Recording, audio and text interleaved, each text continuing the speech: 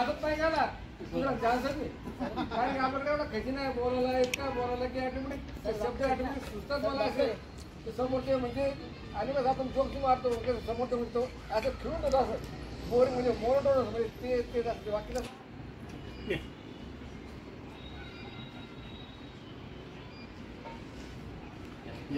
एक मिनिट.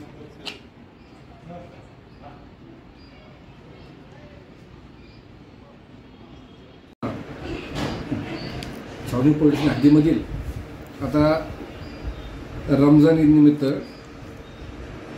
9 तारखेला ना सॉरी 11 तारखेला रमजान ईद साजरी होणार आहे. या निमित्ताने आम्ही छावणी ईदगाह दर्गा हा जो छत्रपती संभाजीनगर सर्वात मोठा ईदगाह आहे या ठिकाणी जवळजवळ 1.25 लाख लोक म्हणजे येतात नमाज पढ़ने. तर ह्या ठिकाणी नमाज पढ़ण्यासाठी. आणि ज्या लोकांचं ज्या मुस्लिम बांधवांचं सगळीकडून नंबर हुकला आहे तर ते शेवट त्या ठिकाणी अटेंड करू शकतात.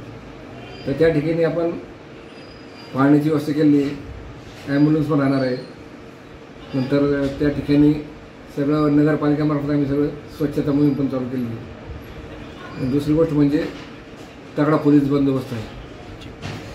आणि डॉक्टर बाबासाहेब आंबेडकर जयंतीनिमित्त आपण भीमानू यांना काय संदेश देणार आहे?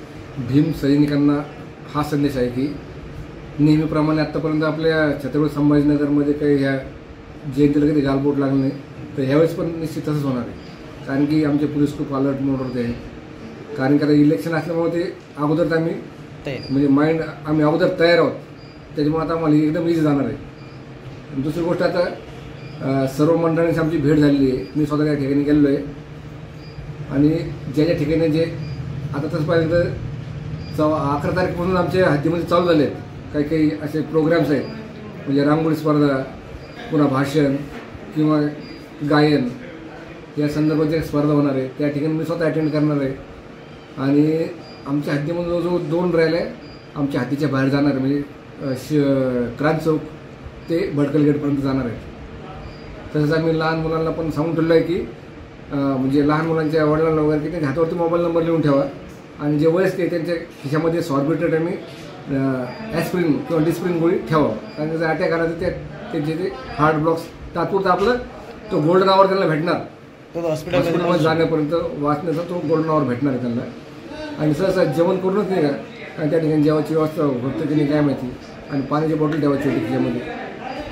धन्यवाद साहेब. Okay thanks.